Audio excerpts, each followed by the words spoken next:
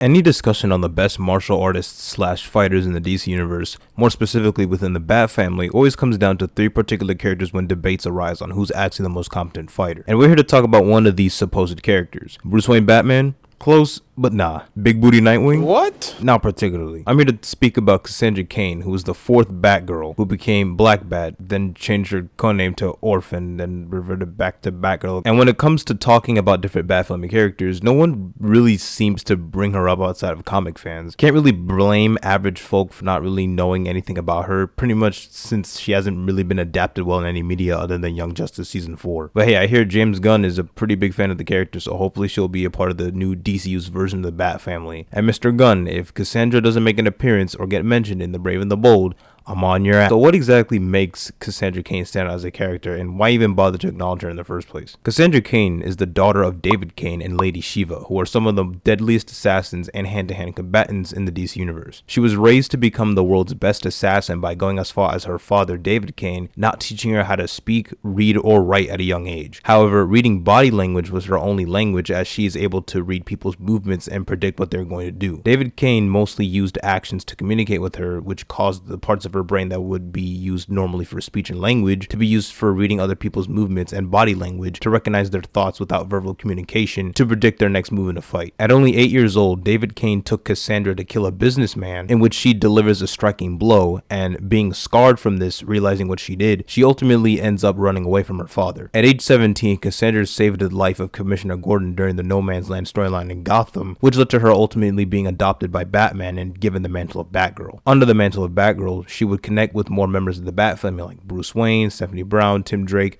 Barbara Gordon, along with slowly picking up the ability to read and write. The dynamic between Cassandra Cain and Bruce Wayne is something I wish got more explored upon in recent continuity. He served as a true father figure to her, considering her upbringing and how she never grew up with being taught basic human morals. It served as a way to give Cassandra a second chance to atone for her past actions as a killer slash assassin. In a way, she idolizes Bruce, but more specifically, she wants to become like him with what the symbol of the Batman stands for. A lot of the Bat family members see Bruce's obsession with becoming Batman and they sort of step away from that, but Cassandra, nah, she wants all the smoke. She fully embraces the dedication to be fully aligned with the Bat, as she was given a second chance. Need more of this because I'm sick of the Batman is a bad father allegations. It's honestly a shame that a character like Cassandra doesn't get as much recognition as she should. The only significant live action appearance she made was in the movie Birds of Prey and the Fantabulous Emancipation of One Harley Quinn.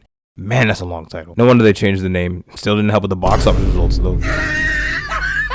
The adaptation of Cassandra Cain in the Birds of Prey film should be studied in DC studios, because this version was the biggest piece of dog shit that I have ever heard. When comic fans complain about comic inaccuracies in any adaptation, this is exactly what they mean. The film has no reason to call the character Cassandra Cain, as the only similarity is that both the comic version and movie version are named Cassandra Cain. No ties to the Bat family, no combat experience. She's literally just a random girl who likes to steal things and ends up running in a Harley, as she steals a diamond from one of Black Mask's men. Shit mad cold outside, nigga. Yo, who the fuck opened the door?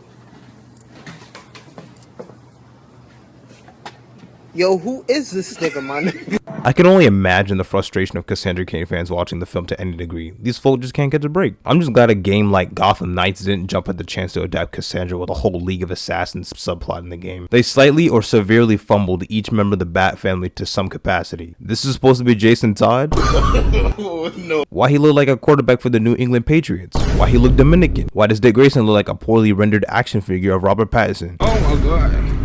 Why is Tim Drake built like a pseudo Damian Wayne?